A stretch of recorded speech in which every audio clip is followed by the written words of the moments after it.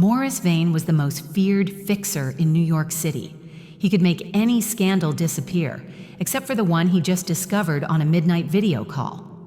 He called his ex just to hear her voice, but when he saw the child in her arms, he realized his dangerous past had just caught up to his secret future.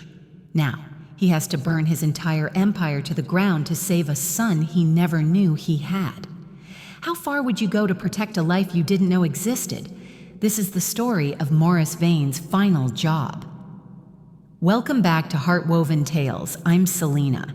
I hope you're doing really well today. I really want to know, where are you connecting with me from? Drop it in the comments. I love seeing all the places our stories reach. Don't skip this one. Watch till the very end and make sure you hit that subscribe button so you don't miss any of our heart-touching, soul-stirring tales. All right, let's dive in. The rain pelted the glass balcony with a rhythm sharp enough to slice through Morris Vane's thoughts. Each drop hit the pane like a tiny verdict, a judgment he couldn't argue with, and the neon lights from the Tribeca streets below fractured through the wet glass, streaking the world in bruised blues and jagged reds. Morris leaned forward, pressing his palm against the cold metal railing, feeling the vibrations of the city's pulse reverberate through his bones, a pulse that had once meant power, but now only echoed emptiness. His tailored suit, soaked in the mist from above, clung to his body like a reminder of all the years he'd spent constructing walls no one could breach. And yet tonight, none of those walls mattered. The apartment was silent, too silent, the kind of silence that made even the most mundane noises of his life feel like betrayals. He took the crystal tumbler from the side table, the amber liquid sloshing over the rim as he lifted it to his lips, the scent of oak and smoke filling his nostrils. It burned on the way down, and yet it barely touched the ache in his chest. His hands shook, not from the alcohol, but from the weight of choices made and doors closed that he couldn't open again. For 3 years, he had carried a secret in the hollow between his ribs, a secret that had demanded sacrifice, patience, and distance from the only person who had ever mattered. Tonight, that secret was about to fight its way back into his life. With a deliberate motion, he fished out his phone, sliding past the encrypted lock screen. His thumb hovered over Clara Thorne's contact. 3 years of hesitation coiled around the movement. He had promised himself that he would never make this call, that some truths were better left buried beneath layers of distance and necessity. But the city's rain, the lonely echo of his footsteps in the apartment, the ghost of her laugh, it all demanded action. And as he tapped the call button, his heart thumped in a rhythm he hadn't heard in years, a rhythm that belonged not to power, but to dread. The line connected. Silence.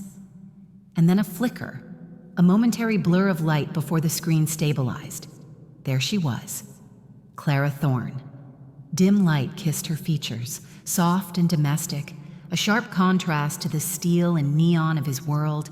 Behind her, shadows curled into the corners of the room, the kind that suggested calm, but carried a weight, a vigilance born of years spent guarding something precious.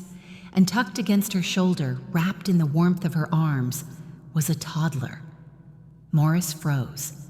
The child's eyes, stormy gray, defiant and strikingly familiar, stared at the camera for a moment, and in that instant, time itself fractured. The little hand pressed against Clara's sweater, the grip a perfect echo of his own, the exact stubborn line of his jaw mirrored in miniature. A memory he didn't realize he still carried clawed its way to the surface. The first time he had held her, the way her fingers had felt in his, the promise he had failed to keep. Now all that history, all that regret, condensed into this living proof of everything he had lost. His breath hitched, the glass nearly slipping from his hand, clattering against the hardwood floor, and for the first time in years, Morris felt powerless. He wanted to speak, to say something, anything, but the words lodged themselves in his throat. Clara's face was calm, unreadable, but her eyes were a storm of restraint.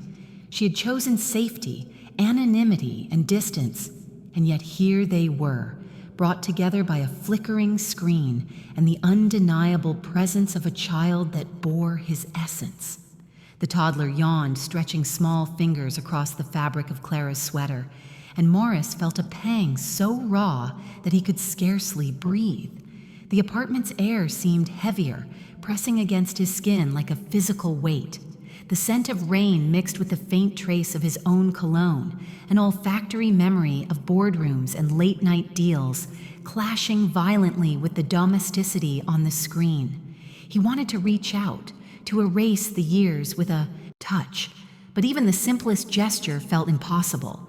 Clara had built walls stronger than any penthouse security system, and yet, just as he considered turning away, a soft sigh escaped the toddler's lips, a fragile sound that anchored Morris in a truth he had spent a lifetime evading. Clara. His voice was rough, unpracticed, foreign to him. He stopped, realizing the gravity of saying her name after so long. The syllable felt brittle in his mouth, a fragile bridge across a canyon of absence. She didn't respond immediately. Her lips pressed together, a small pause that spoke volumes, a language of restraint, of choices made and consequences endured. Morris felt the heat of shame climb his throat as he noticed every little detail, the way her hair caught the dim light, the curve of her jaw, the faint crease in her brow. Every nuance was a reminder that time had moved forward without him, leaving him behind. He shifted his weight, pacing the balcony despite the rain that soaked his shoes. Each footstep pressed against the concrete with a muted thud, a rhythm mimicking the heartbeat in his ears. In his mind, flashes of his former life, boardrooms, clandestine meetings, whispered threats, intersected with this new reality. A child so small, so undeniably his, had grown up in the shadow of decisions he had made, decisions he had once justified as necessity, now revealed as failures. The neon below painted his reflection in jagged blues and reds, as if the city itself was mocking him, fragmenting his identity into shards of regret. The toddler shifted in Clara's arms, small hands tugging at her necklace, and Morris noticed the scent of vanilla and warm laundry that seemed to emanate from the screen. His own hands, accustomed to leather and steel, trembled as he raised the phone slightly, trying to focus on the child's face, imprint it into memory. He could almost feel the weight of those tiny limbs, the vulnerability that no amount of wealth or power could shield him from. A question echoed in his mind, one he hadn't asked himself in decades. What is the cost of a life spent protecting everyone but the one who truly matters? The line went quiet again, and for a moment Morris wondered if she would hang up, if all of this would evaporate like smoke through his fingers. Clara's eyes met his through the screen, and in them he saw both recognition and challenge, a silent inquiry. Are you ready to face what you lost? The city's noise faded, the rain's hammering dulled, and all that remained was the fragile, tenuous link between a father and a son. He had never held, a child who didn't know him, yet carried pieces of him in every expression, every breath. Morris's fingers brushed the glass of the balcony, tracing imaginary lines from his life to the child on the screen. The neon lights seemed to pulse, mirroring the sudden, painful clarity that he had been absent, that the years he spent building empires were meaningless compared to the simple, undeniable truth before him. He wanted to reach out across the digital void, to grasp what he had missed, but even technology could not bridge the chasm of absence. His mind raced, and for the first time in decades, he felt fear, not fear of enemies, contracts, or betrayals, but the pure, raw fear of loss and time that could never be reclaimed. The child yawned again, stretching tiny arms, and a tear slid down Morris's cheek unbidden. He swallowed hard, tasting the remnants of bourbon and regret, and realized that no deal, no manipulation, no shadowed negotiation could ever bring this moment back. The only thing that mattered was now, fragile and flickering like the screen between them. He adjusted his grip on the phone, noticing the faint scratches on the screen, reminders of carelessness and haste, as if the universe itself had marked him for every mistake. Clara's lips twitched. Not quite a smile, not quite a frown, a subtle signal that she had anticipated this moment, had prepared herself for the confrontation of presence. And in that moment, Morris understood. The child's life and her choices were not punishments, but revelations, mirrors reflecting the consequences of his absence. The rain intensified, a staccato crescendo against the balcony, and Morris pressed the phone closer. His own reflection shimmered against the glass, a ghostly figure of the man he used to be. The neon lights danced on the wet concrete below, fractured, almost like shards of his past, scattered across the city. The boy's stormy eyes met his again, and a question reached out across the divide, not from the child, but from Morris himself. Can a father ever reclaim lost time? The toddler's hand twitched as if reaching for him, and in that flicker, Morris felt the impossible, the fragile thread of hope that maybe, just maybe, it wasn't too late. And as the screen flickered again, he realized he would never be the same. Have you ever missed someone you couldn't reach? Someone you lost to time? Comment below. I want to know your story, and if you're ready to follow this journey, make sure to subscribe so you don't miss a second of what comes next. The city hummed beneath him. The rain, the neon, the distant sirens, all meaningless compared to the soft breathing of a child he had never held, a child who had changed everything. Morris exhaled slowly, letting the night air fill his lungs, tasting the storm, tasting regret, tasting a fragile, impossible hope. And in that quiet, fleeting instant, he made a decision. Nothing, not the department, not wealth, not power, would stop him from finding a way back to them. The camera of the phone wavered, catching the dim nursery in fragments. A mobile above the crib rotated lazily, casting dancing shadows on the walls. The toddler blinked, rubbing his eyes, unaware of the storm brewing in his father's world, unaware that one man's empire had just crumbled in the presence of a 3-year-old heartbeat.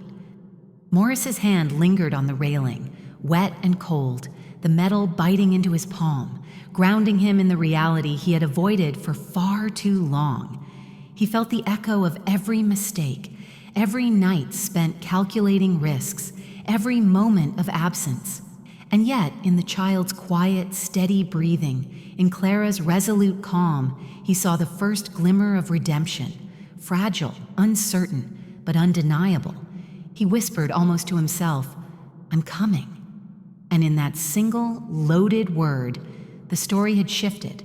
The fixer had been called. Not for money, not for power, but for a life he had abandoned, a son he had never known, and a chance at a connection that could either save him or destroy him entirely. The rain continued to fall, and the neon streaks blurred further, washing the world in cold blues and reds. The screen flickered once more, and for the first time, Morris allowed himself to see what he had long denied, the true cost of absence, measured not in dollars, influence, or fear, but in the quiet, stormy eyes of a child who carried a piece of his soul. And as the night swallowed the city, Morris Vane remained on the balcony, drenched, trembling, and utterly exposed. The ghost of his empire hovered behind him, but for the first time, he didn't care. His focus was singular, absolute, the small, stormy eyes staring back through the screen.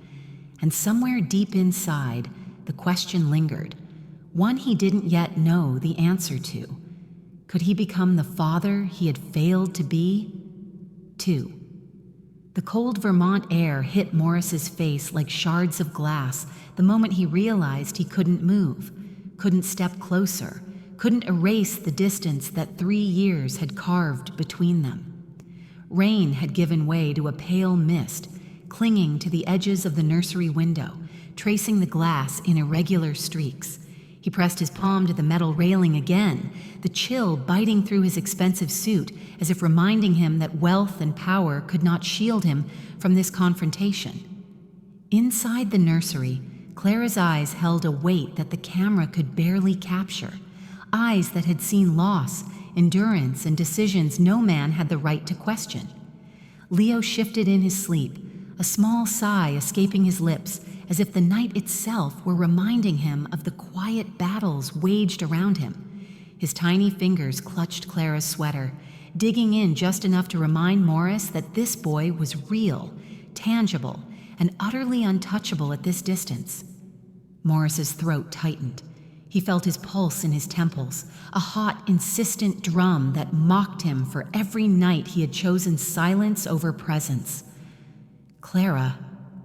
The word left him like a broken whisper, almost swallowed by the wind that hissed through the balcony.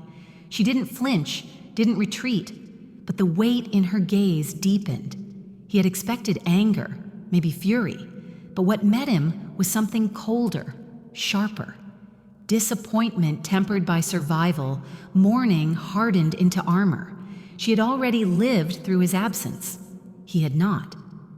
"You were supposed to stay in the shadows, Morris," Clara said, voice barely audible over the hum of distant traffic and the hiss of steam rising from the street below. The pause that followed was pregnant with meaning, a canyon filled with years of unspoken truths. That was the deal. Morris swallowed hard, tasting the faint burn of bourbon still lingering in his mouth. He wanted to argue, to rationalize, but every syllable felt inadequate, swallowed by the enormity of what he saw, the living proof of his absence, staring at him through a screen. "He's 3, Clara," he rasped. "The math, it doesn't lie." The words were clinical, precise, but his hands betrayed him, trembling slightly as if even his body refused to perform the motions of a man claiming control. Clara's eyes didn't waver. The dim light from the nursery cast shadows along her cheekbones, shadows that seemed to map the geography of their past, the places where trust had been buried, promises that had rotted under the weight of fear.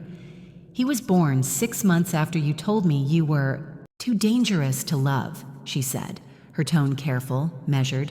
"You chose your reputation over us, so I chose his safety over your truth." Morris's chest tightened. He pressed the phone closer, hoping some proximity could collapse time, could bridge the chasm he had created. But the screen offered only a sliver of reality, a fragment of a life he had forfeited. He remembered the night he had walked away.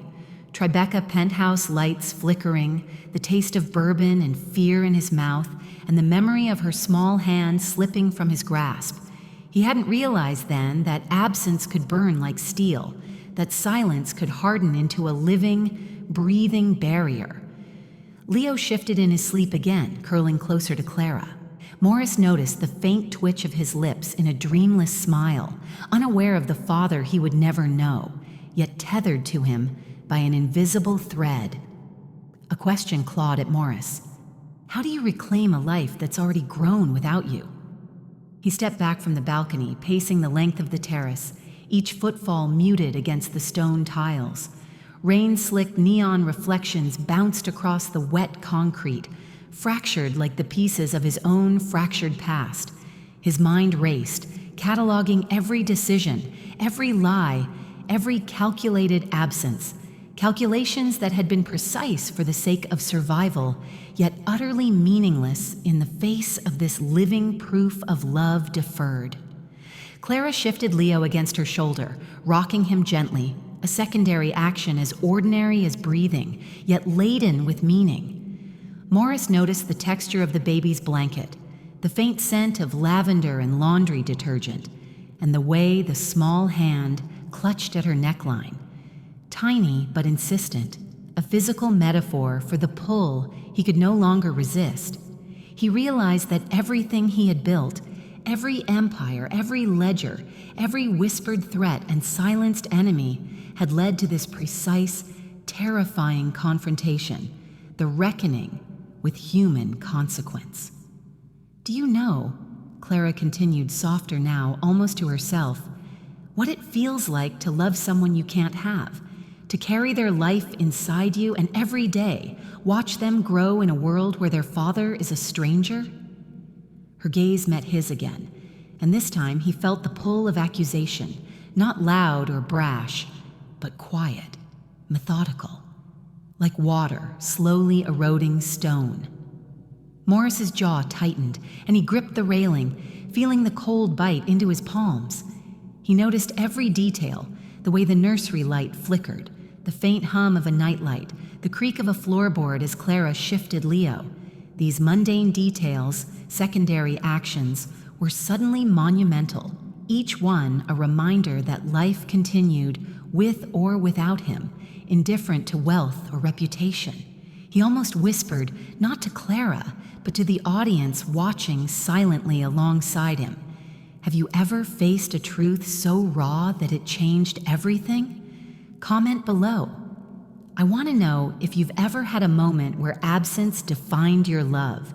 And if you want to see how Morris confronts this impossible truth, make sure to subscribe and stay with us. The air shifted as Clara tilted her head slightly, Leo's fingers tightening briefly on her sweater. I mourned you, Morris, she said finally, voice a brittle thread stretched across the distance. I mourned the father he would never know, and I made choices to protect him that you might never forgive.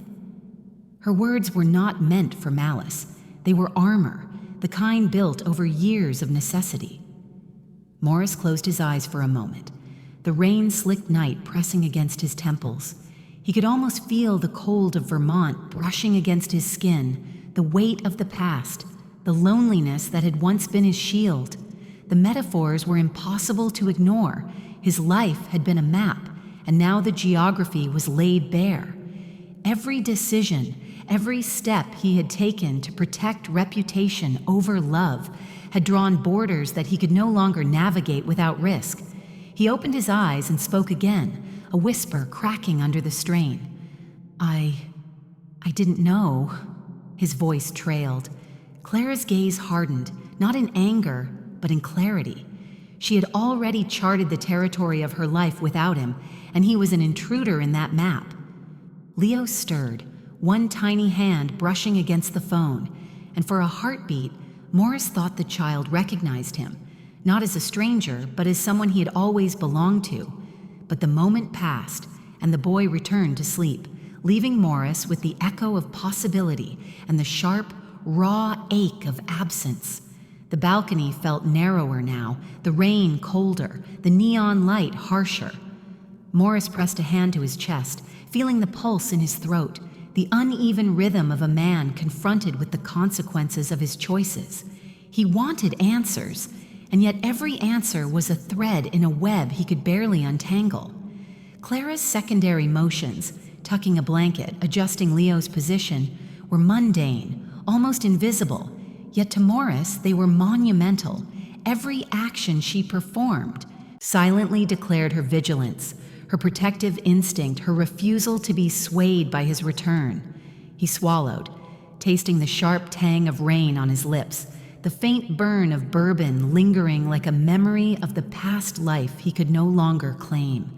His hands clenched and unclenched, fingers pressing against the metal railing, grounding him in a world he had tried to dominate but could not control. He looked into the camera, addressing the unseen audience.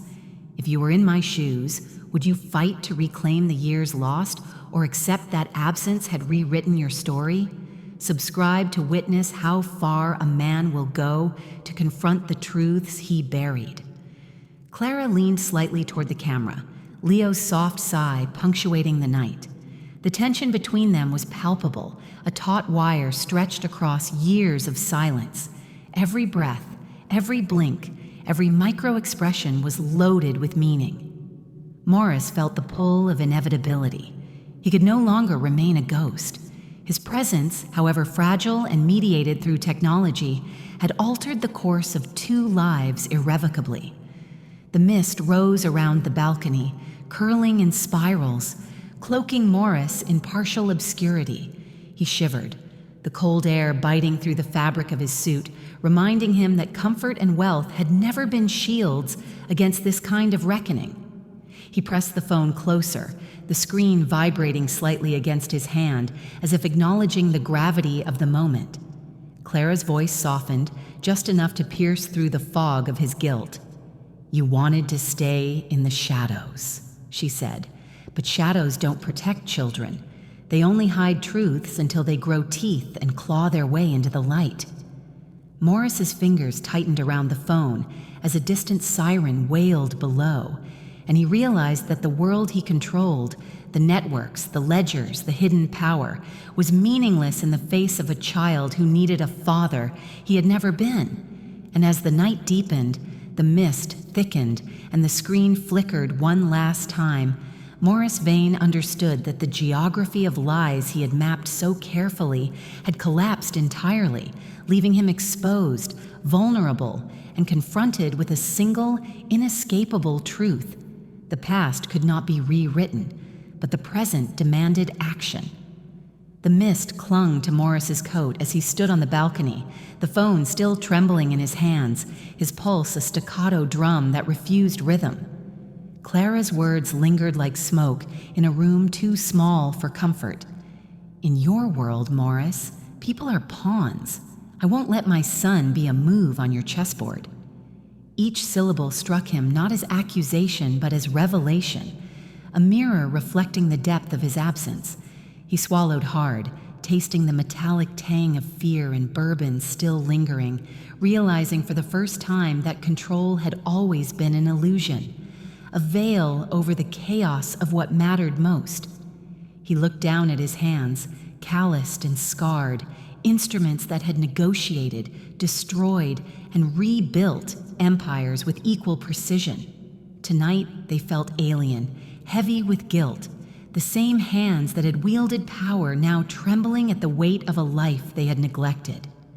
The neon light from the streets below fractured on the wet glass, painting his palms in jagged streaks of blue and red. Each color seemed to echo a memory, a confrontation, a life taken or spared, a deal brokered in shadow, but none of them compared to the child he had never held. He tightened his grip on the railing, trying to anchor himself, but the cold metal bit through his skin, grounding him in the truth he could no longer escape. He had spent decades building a legacy of fear, and now the one legacy that truly mattered, his son, had grown without him. Inside the nursery, Clara adjusted Leo in her arms, a mundane motion loaded with meaning. The toddler yawned, stretching tiny arms that could never have wrapped around his father, yet somehow carried his DNA, his stubbornness, his stormy gray eyes. The subtle scent of vanilla and baby lotion mingled with the faint odor of old books lining the shelves behind Clara. Morris's chest tightened at the sensory assault, realizing that every ordinary detail of this room was a monument to his absence. "You worked as a librarian?" he asked finally, voice low, almost a whisper swallowed by the night air. He tried to keep his tone casual, but it cracked, betraying the panic and awe roiling beneath. Clara's gaze didn't waver. "Yes," she said, brushing Leo's hair back from his forehead. "Under my mother's maiden name. I couldn't risk the Vane name following us here. Every day, I watched him grow, knowing that the moment your world reached us, his life would no longer be safe." Morris felt the city's pulse in his ears, the distant wail of sirens, the hum of traffic, but it was muted compared to the storm inside him. His legacy of fear, control, and wealth now seemed toxic, like a disease he had unwittingly spread. He pictured his ledger, every secret, every deal, every life he had manipulated. They were meaningless compared to the child asleep in her arms, a life untouched by the poison he had wielded so effortlessly. He lifted the tumbler of bourbon from his pocket, swirling the amber liquid, watching it catch the fractured neon below. The swirling patterns reminded him of a chessboard, of strategies and sacrifices, of moves calculated for power. And yet the one piece he had ignored, the most precious, had quietly grown in a corner, beyond his influence. "You kept him safe," he said, almost to himself. "You, built this life without me." His voice trembled, not from weakness, but from the shock of realizing that Clara's decisions, her resilience, had outmaneuvered him in a game he thought he controlled. Clara's lips pressed into a thin line, eyes hard but not cruel. "I had no choice. You chose the shadows. You chose your reputation. I chose him." She tilted her head, glancing at Leo as if measuring the child's breathing, his safety, the fragile rhythm of his life that depended entirely on her vigilance. Morris's voice softened, almost breaking the fourth wall. "Have you ever realized too late that someone you loved had been protecting everything you thought was yours? Comment below if you face that kind of truth, and don't forget to subscribe. You won't want to miss how far he will go to reclaim what's lost." The wind swirled around Morris, tugging at the collar of his coat, cold and unrelenting, a physical echo of the distance he had created with his choices. He noticed the faint scuff marks on the balcony tiles where his shoes pressed, imagining that each one represented a moment he could never retrieve, a night he could never return to her side. His gaze flicked back to the phone, the grainy screen capturing Clara's careful posture, Leo's tiny, serene face, and he felt a dizzying, gut-wrenching sense of helplessness. I thought I was protecting you," he said, the words more confession than defense. The syllables hung in the air like smoke, curling and dissipating before they could land. Clara shook her head, almost imperceptibly, a small motion heavy with history. "You were protecting your world, Morris," she corrected, voice low, precise. "But your world could never protect him, could never protect me. So I did." She adjusted the blanket around Leo's tiny shoulders, her fingers brushing his cheek in a gesture both mundane and sacred. Morris's chest tightened further, memories flooding. Boardroom confrontations, late-night threats, shadows creeping down alleys he had walked alone, but all of it now seemed petty, shallow, empty. For the first time, he understood that the power he had wielded had always been a distraction from the human connection he had forfeited, the warmth he had traded for dominance, the love he had abandoned in the name of survival. Leo stirred, reaching one tiny hand toward the camera, fingers brushing against the edge as if sensing Morris's presence through the screen. The moment was fleeting, ephemeral, but it struck Morris harder than any deal, any threat, any carefully calculated plan. A single heartbeat connected him to the son he had never known. He pressed the phone closer, trying to focus on every detail, the soft rise and fall of Leo's chest, the texture of his hair, the faint creases in Clara's sweater. But it was too much, too vivid, too painfully alive. The neon from the city below reflected in the screen, fractured and jagged, a visual metaphor for the life he had broken and the chance for redemption he had barely glimpsed. Clara's voice, softer now, carried the weight of countless nights spent alone, of vigil kept, of decisions made under duress. "Every day, I thought about telling you, about bringing you here, about letting you see him, but I couldn't risk your world touching ours. The Vane name is a curse, Morris. I won't let it ruin him."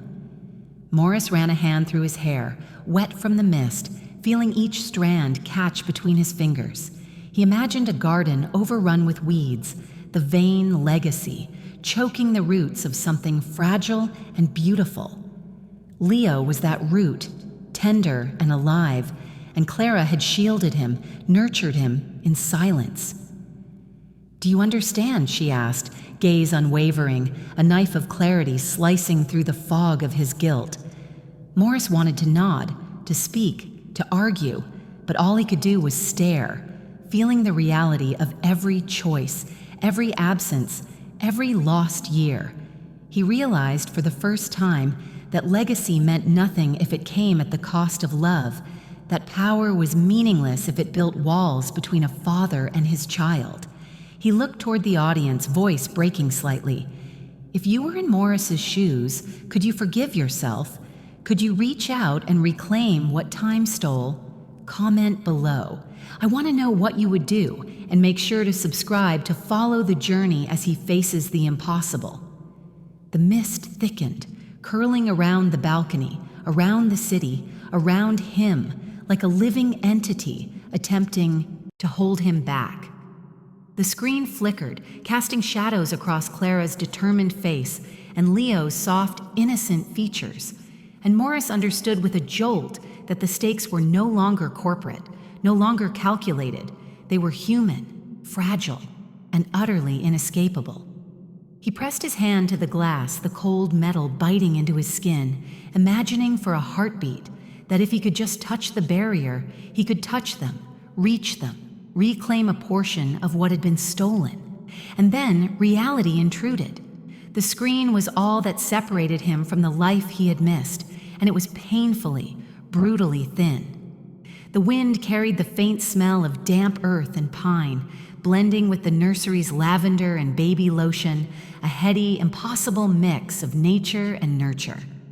Morris inhaled deeply, trying to memorize every note, every sensory imprint, every tiny gesture.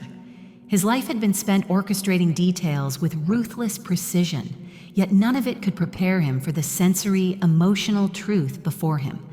A child he had never held, a woman who had survived without him, and the weight of choices that could not be undone. Clara's eyes softened just slightly, a micro-expression, a crack in the armor. "I did what I had to do," she whispered.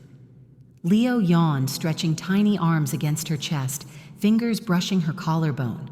Morris's breath caught, the line between fear and hope blurring, the sense of urgency clawing at him. And then, as if sensing him through the distance, Leo's eyes fluttered open, stormy and gray, locking onto the camera, and for a moment, Morris felt the impossible. Recognition, connection, a spark of what might be. The instant Leo's stormy gray eyes blinked awake, the world shifted. Morris's stomach dropped, a sickening lurch that carried with it the sudden awareness that the fragile tether he had just glimpsed, connection, recognition, hope, was under immediate threat.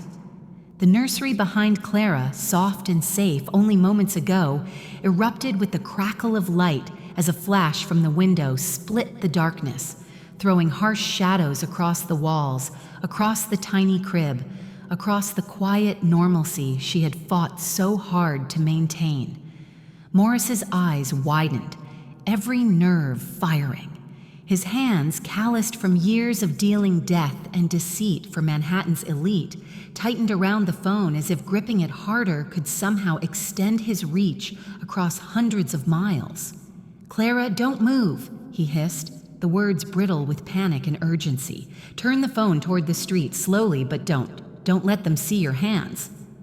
Clara froze for a fraction of a heartbeat, tiny Leo squirming against her shoulder. Her instincts had trained her for subtler dangers, quiet threats, but not this, the kind that came without warning in broad daylight behind the fragile glow of her home. She tilted the phone just enough to catch the asphalt outside, the reflection of a sleek black Escalade sliding silently into view, the headlights dim under the Vermont fog. Morris felt the blood drain from his face, every muscle in his body tensed, a symphony of alertness honed over decades. The Escalade wasn't a rival gang, a hired thug, or some petty criminal trying to make a mark. No. The mirrored plates, the calculated presence, the aura of quiet menace, it screamed department, his own department. The very people who had sanctioned, protected, and leveraged him for years now crouched at the threshold of the life he had thought untouchable. His mind raced in fractions of seconds. Every encrypted protocol, every safety measure he had employed over the last 3 years, every shadowy trick and unseen path he had carved to maintain control, all of it had been compromised by a single, daring video call. And now the stakes were clear. They were coming for Clara. They were coming for Leo. They were coming for him. But this time they had leverage he could not negotiate away. Not easily.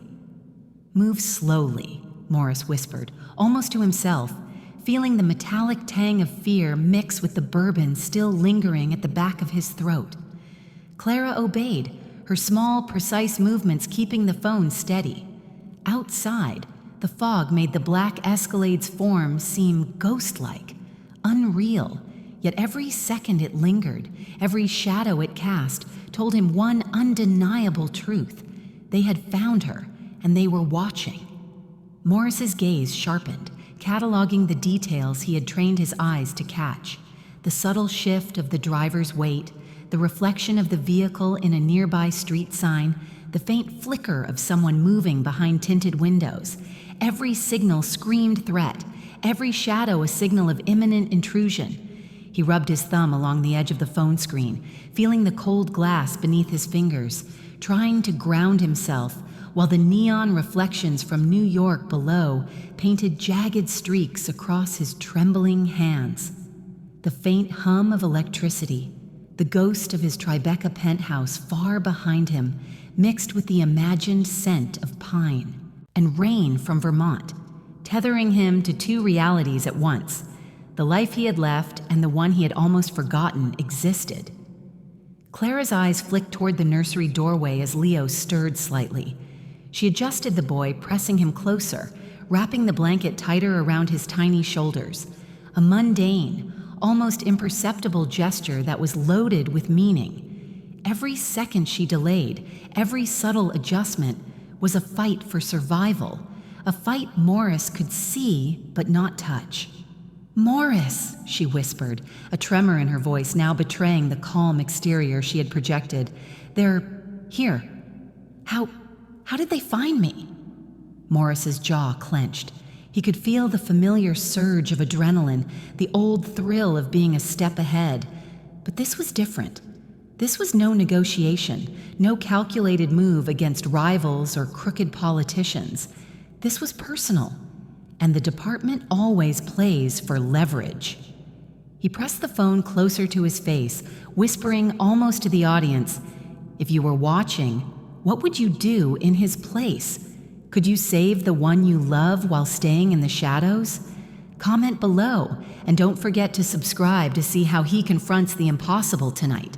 The Escalade's black paint seemed to drink in the mist, swallowing light and sound, an omen of inevitability.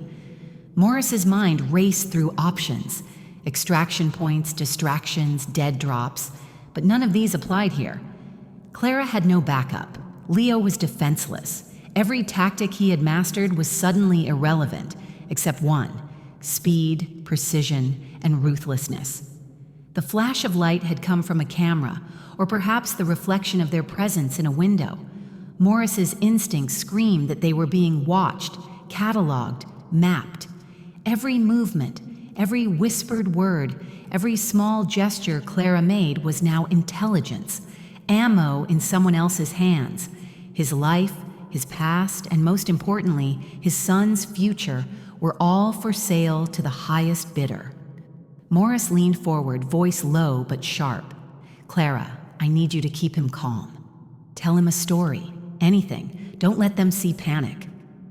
The subtle tremor in his words betrayed the gravity. His hands hovered over the phone, ready to guide, ready to react. Outside, the Escalade idled, a dark predator in the fog, indifferent yet omnipotent. Clara nodded, her jaw tight, rocking Leo gently.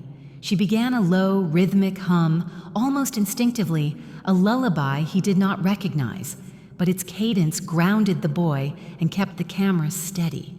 Every note, every breath was a small defiance. Morris felt it like a pulse, a signal that they were not yet defeated, that a plan could still unfold.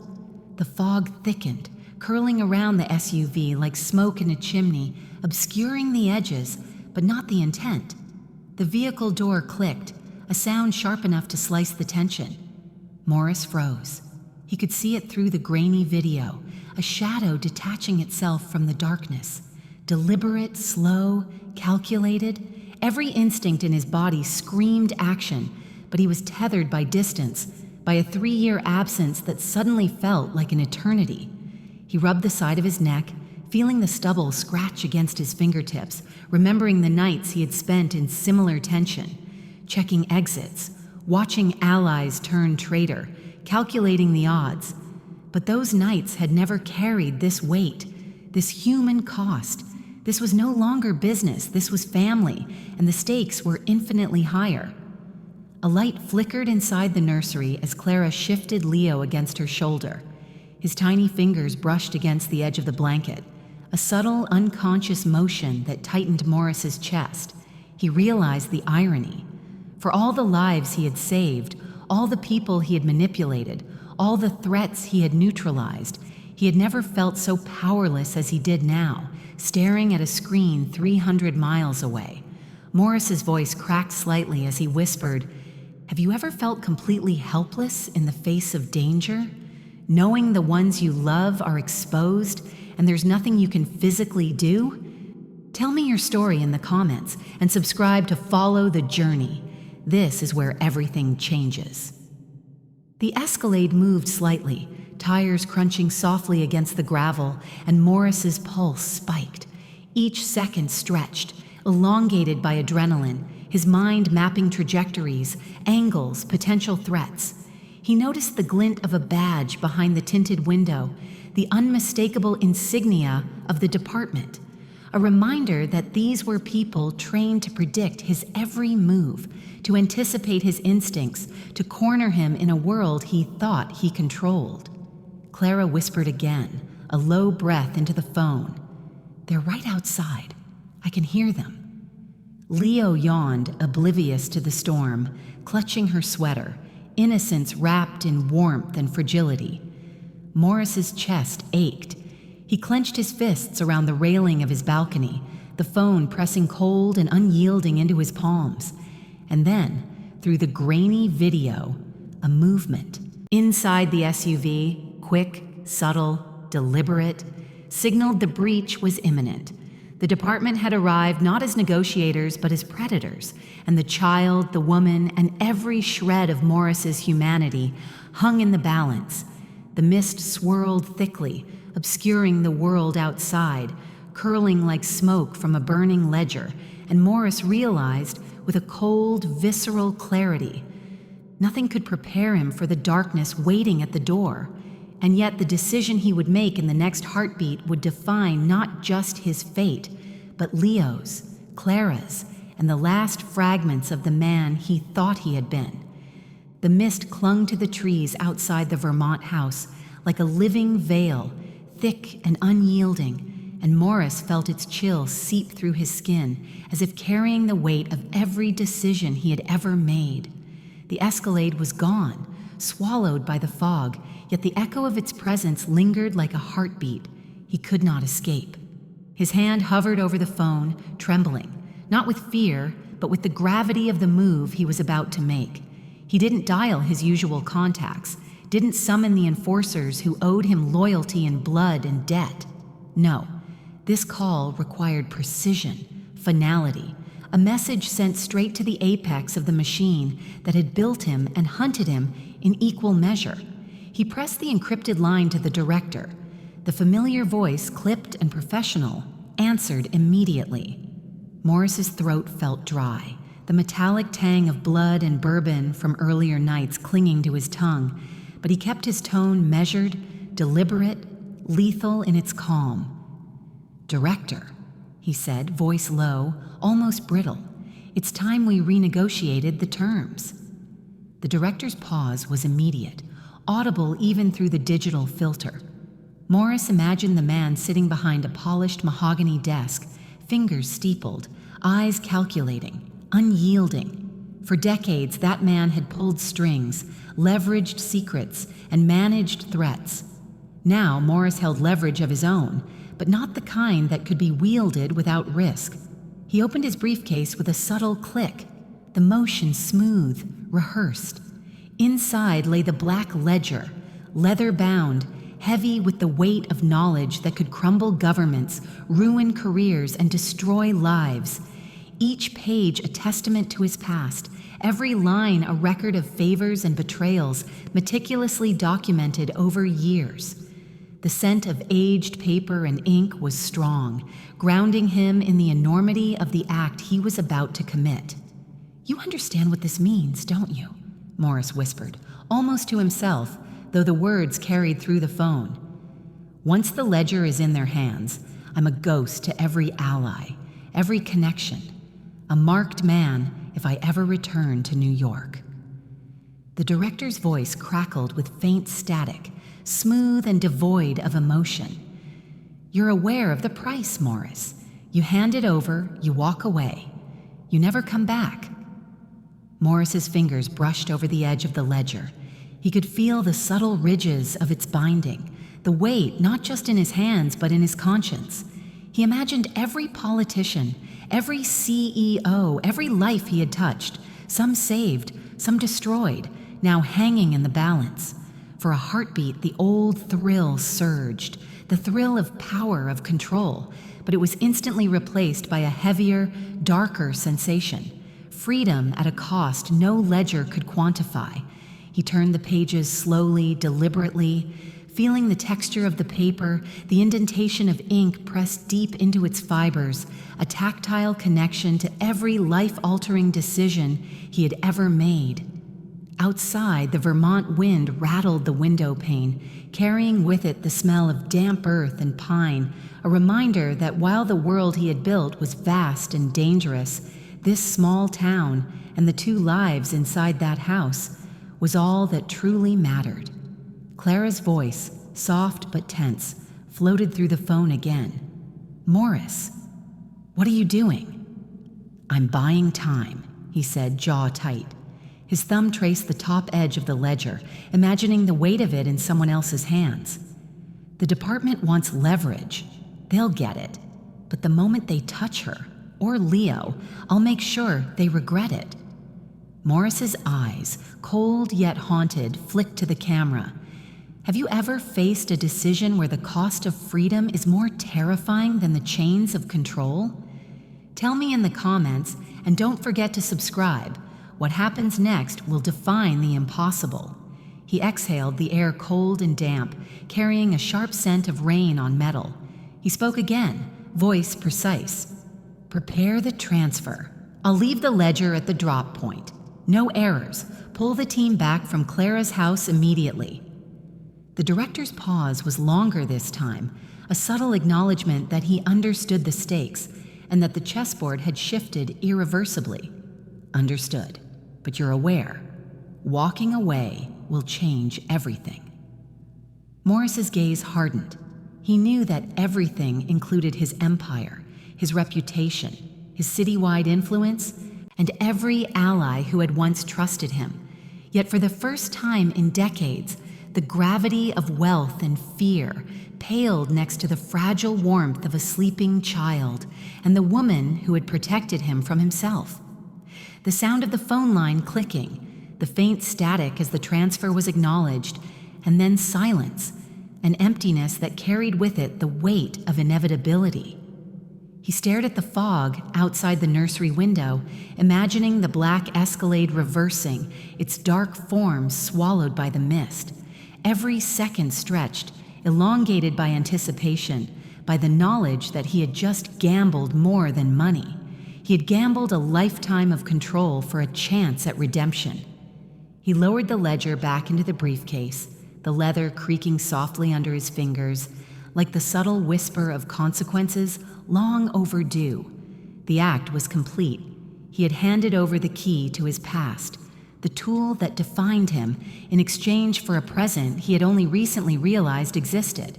He ran a hand over the glass balcony railing, cold and damp with mist, feeling the texture, the chill. The fog outside twisted around the treetops like smoke from a burning bridge, a perfect metaphor for what he had just done, destroyed the old path to create a possibility for a new one. Clara's voice trembled now, almost imperceptibly, a human crack in the otherwise perfect control of the situation. "Morris, they're gone, for now." For the first time in years, Morris allowed himself to inhale deeply, the Vermont air heavy with rain, pine, and the faint scent of home. The weight of decades, the burden of power, the constant surveillance, All of it had lifted, at least temporarily. Yet he knew the calm would be short-lived. The department would never forget. His enemies would never forgive. And the ledger, now in someone else's hands, was a double-edged sword he could not unsheathe without peril. He looked down at the camera again, eyes intense. Do you think you could make the same choice? Walk away from everything you've built for a chance at something that matters more? Comment below and make sure you subscribe. You won't believe what happens the next moment. The Escalade's taillights were faint in the fog, vanishing slowly, deliberately, leaving only shadows, mist, and the echo of what had just been gambled. Morris's hands lingered on the phone, gripping it as if to hold the fragile thread between safety and destruction, between past and future. The wind outside shifted, carrying the scent of wet earth and distant smoke, a quiet reminder that while the city and the department could be manipulated, the human element, the heart, the conscience, the family, was untouchable. He closed his eyes, listening to the soft rhythm of Leo breathing through the speaker, a lullaby of vulnerability and innocence, and for the first time felt something beyond power, the ache of redemption waiting to be earned. 6. The road to Vermont was slick with rain, reflecting the overcast sky like a mirror fractured into 1,000 gray shards. Morris gripped the steering wheel with white-knuckled intensity, the leather biting into his palms, veins pulsing as if warning him that this journey was more than miles.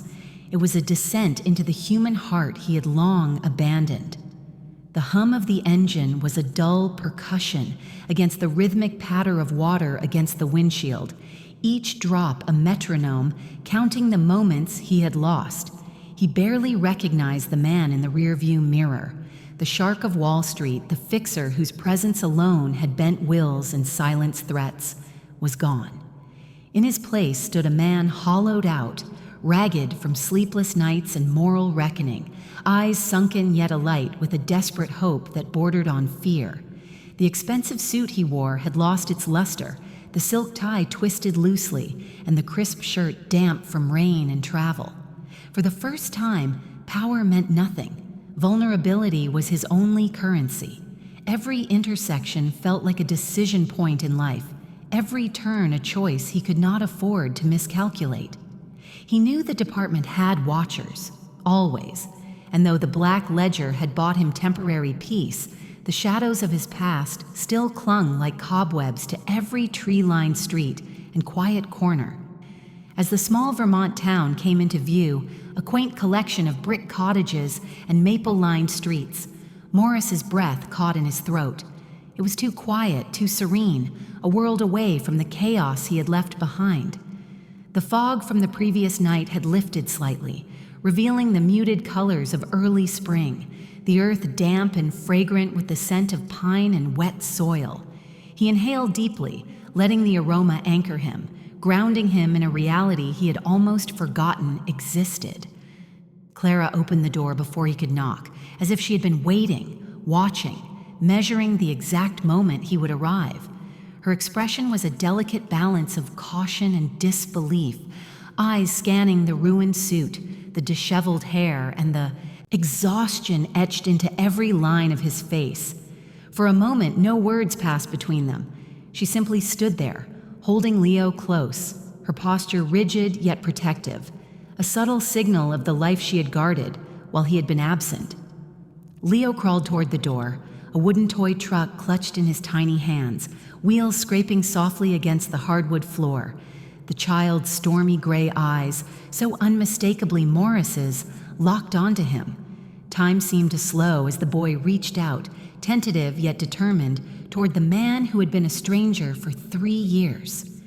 Morris dropped to his knees, the hardwood cold against his palms, his chest tightening with every shallow breath. The sight of Leo, so small, so alive, touched a place in him that years of power and wealth could never reach. His silver watch glinted in the morning light, but to Morris, it was no luxury. It was a reminder of hours wasted counting wealth instead of moments, of boardroom victories that could never compare to a child's trust.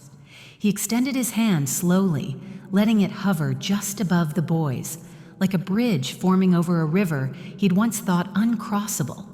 Each second stretched, fragile and weighted, until Leo's small fingers brushed against the metal, a tactile acknowledgement of the bond Morris had forfeited and now desperately sought to reclaim.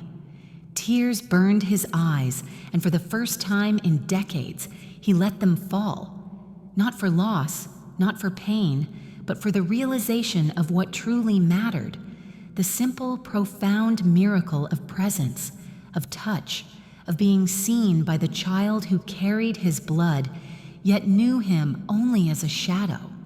Clara's lips parted slightly, a breathless exhale that carried relief, fear, and a cautious hope. She didn't rush to him, didn't instruct Leo. She let the moment unfold, trusting instinct and time. Every tiny movement, every subtle glance was a testament to the life she had maintained, the vigilance she had kept while he had been absent. Morris looked briefly at the camera, voice hoarse but steady. Have you ever realized the true weight of time lost with someone you love? Comment below and subscribe to see what he will do next, because nothing can prepare him for the journey ahead. The wooden truck rolled slightly as Leo crawled closer, a mundane motion filled with emotional weight. Morris's fingers closed gently over the boys, the warmth and softness of flesh against metal, a stark contrast to the cold steel he had gripped so often in his life. The tactile connection was grounding, a reminder that this fragile human bond could not be quantified in wealth or reputation.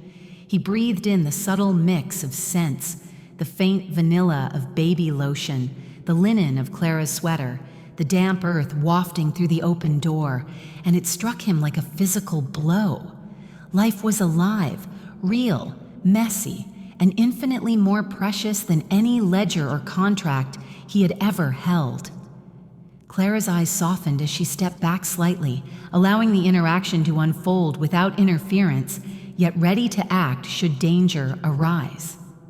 Morris noticed every detail, the way her hair fell over her shoulders, the slight crease of her brow, the protective curl of her fingers around the blanket. It was a choreography of love and vigilance, practiced over 3 long years, and he had missed it all. Morris's mind raced with what-ifs.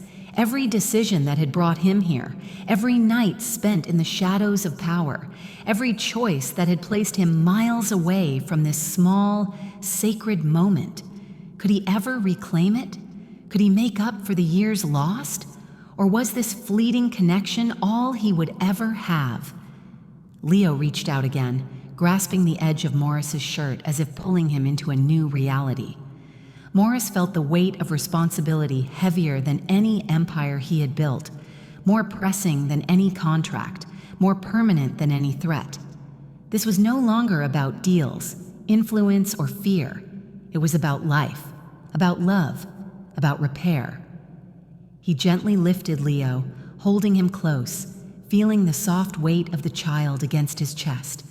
It was like carrying a fragile sapling, tender and alive, requiring care, attention, and protection, yet capable of growing stronger than the strongest walls he had ever built. Morris looked at Clara again, the unspoken question heavy in the air. She nodded subtly, acknowledgement without words, a signal that trust could be tentatively extended, yet vigilance remained. Every shadow, every sound outside, every creak of the old floorboards was a reminder that safety was never guaranteed, and freedom came with its own price. He whispered, almost to the camera, "If you had to rebuild a relationship lost to time, would you risk everything, even yourself? Comment below. What would you do? And subscribe, because the story is just beginning, and nothing is as it seems." The light outside shifted as clouds parted slightly, revealing the muted sunlight of Vermont morning. Morris felt the warmth on his face, a stark contrast to the cold city nights he had endured. And yet, the lingering fog of past mistakes still pressed against him, a reminder that redemption was earned in steps, not leaps. He lowered Leo gently onto the floor, letting the boy toddle back to Clara's side, every step a testament to regained trust and tentative hope. Morris remained on his knees, eyes scanning the room, the nursery now a sacred space, untouched by power, untouched by fear, grounded in the fragile normalcy of a family finally reunited. And as he rose slowly, chest tight, heart racing, Morris realized that the true weight he carried was not the black ledger, the department, or the city he had once ruled. It was the weight of a son, of lost years, and the monumental task of never letting them slip away again. Morris lingered on the porch, the first pale light of dawn filtering through the branches of maple and pine, the dew heavy on the grass beneath his boots, cold and damp, clinging to the edges of his trousers. His palms itched from holding the baseball the night before, a simple wooden sphere now smoothed from countless throws across the yard, yet every dent and scratch on it carried memories he could never reclaim. 3 years of absence, 3 years lost to power, secrecy, and shadows. Clara leaned against the doorframe, arms crossed, eyes tracing every movement of him and Leo in the yard. The tension in her shoulders was slowly unraveling, replaced by something fragile, almost trembling. Hope. She could feel it in the air, thick with the smell of damp earth and morning fog, mingling with the faint scent of Morris's cologne, the one she had remembered, now softened by fatigue and humanity. Morris squatted slightly, rolling the ball gently along his fingers, watching Leo chase it with laughter that seemed impossibly bright, like sunlight breaking through storm clouds.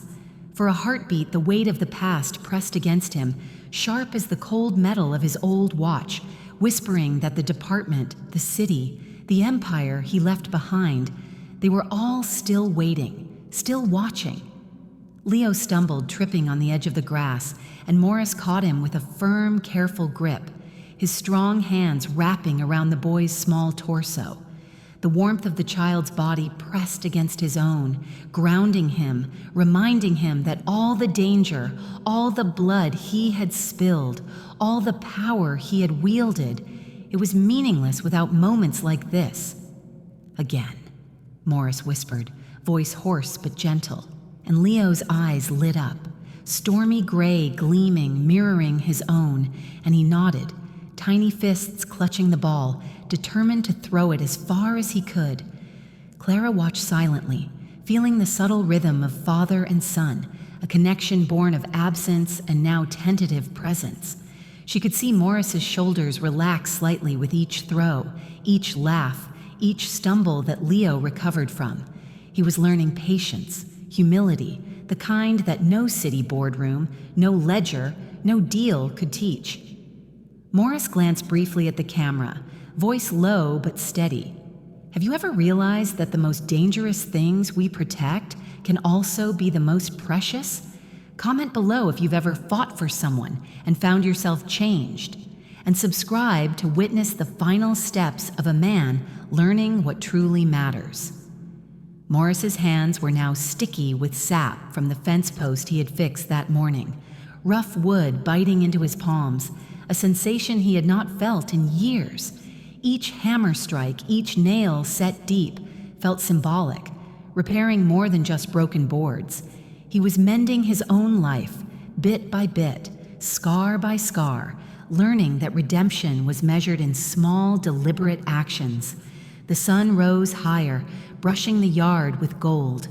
Morris and Leo's laughter intertwined, echoing across the quiet street, a sound impossible in Manhattan towers, a sound impossible in the corridors of power he had once ruled. And Clara, standing a few steps back, felt her heart shift, fear replaced by a tentative belief that perhaps the man who had haunted her memories for years could finally belong here, among the living, among the ordinary, among them. Morris paused, wiping sweat and sap from his brow, feeling the sting and the weight of the physical labor. Each motion reminded him of the labor of love, the slow, repetitive work that builds strength, resilience, and connection. This house, this yard, this child, It was a garden he could cultivate, unlike the city he had abandoned, a place that had demanded nothing but fear and calculation. Even as he walked Leo back to the house for breakfast, the faint whisper of wind carried with it a warning. Somewhere beyond the tree line, shadows lingered. The department might return. Old enemies might strike. But for now, here, in this fragile space, Morris allowed himself a fleeting taste of peace. Inside, Clara prepared breakfast, the smell of frying eggs and brewed coffee mixing with the scent of pine and rain on the wind. She moved quietly, letting Morris and Leo interact, allowing him to rebuild the bond he had lost, while still keeping watch over the fragile normalcy of their life. Morris noticed a slight shift in the air, a subtle draft through the cracked window, and his body tensed, instincts honed over decades kicking in. Even in this peaceful home, danger was a whisper away, but he no longer felt the panic, only the determination to protect this world, his son and Clara, with everything he had. At the table, Leo jabbed at his pancakes with small, sticky fingers, laughing when Morris feigned shock at the mess he made. Every spill, every laugh, every sigh of contentment was a brick in the fragile foundation of family, a structure he had once thought impossible to build. Morris caught Clara's eye, and in that fleeting glance, he saw the quiet acknowledgement. They were trying together, both scarred, both wary, both determined to carve a life that had been denied to them for too long. He smiled, small but genuine, the first in years untainted by the weight of power or reputation. He leaned slightly toward the camera. Do you believe people can change? That a life built on control and fear can be transformed by love and presence? Comment below, because this is a story about what truly matters. Afternoon fell, and Morris found himself teaching Leo how to throw a baseball properly, adjusting the boy's grip, demonstrating patience, correcting gently. Each correction was layered with more than instruction. It was guidance, presence, attention, care. He realized, with a weight he could feel pressing into his chest, that he had spent decades correcting the world, and now he was learning to correct himself, to measure success in the growth of another life rather than influence and fear. As the sun lowered behind the trees, shadows stretching long across the yard, Morris inspected the repaired fence. Each plank, each nail, each hinge aligned properly. A small, seemingly mundane task, yet it mirrored the work he had undertaken with his own life, repairing broken bonds, strengthening fragile connections, securing a fragile sense of safety against the encroaching unknown. Evening came, soft and muted. Morris tucked Leo into bed, the boy's small hand curling around his finger. He felt the pulse, faint and warm, and in that moment, the magnitude of what he had done, what he had survived, crystallized. He was no longer the fixer, no longer a man feared by Manhattan, no longer a shadow living in someone else's rules. He was a father, a protector, a guardian of what truly mattered. Clara watched silently from the doorway, the fear in her eyes now completely replaced by hope, fragile yet real. She could see the tension leaving his shoulders, the care in his touch, the absolute presence he devoted to their son. It was a scene that would never appear in tabloids or city whispers, a quiet revolution of love and trust taking place in a small Vermont home. Morris lingered for a moment, hand still in Leo's, eyes tracing the shadows dancing along the walls. Somewhere beyond the trees, the world he had left, the city, the department, the dangers, remained. But inside this house, for this boy, for this woman, he had finally found what mattered. And as the room grew dim, the fading light casting long, soft shadows across the floorboards, Morris whispered, almost to himself, almost to the audience, "This is what it means to truly protect. Not with fear, not with power, but with presence. And I will guard this world with everything I have, silent, unwavering, unbroken." Outside, The wind stirred, leaves rustling gently in the Vermont night. A small, simple house nestled in the trees, a child breathing softly, a man finally at peace. And in that quiet, unassuming moment, the ghost of Morris Vane ceased to exist. Only the father remained. The screen lingers on the porch swing, gently rocking in the evening breeze, shadows stretching long, fading into darkness, the silence carrying a story of redemption, of love reclaimed, of a life rebuilt. And that's the story of Morris Vane, a man who gave up power to protect what truly matters, love and family. What would you fight for if you could rewrite your own story? Comment below, and don't forget to subscribe for more heart-wrenching tales that touch the soul.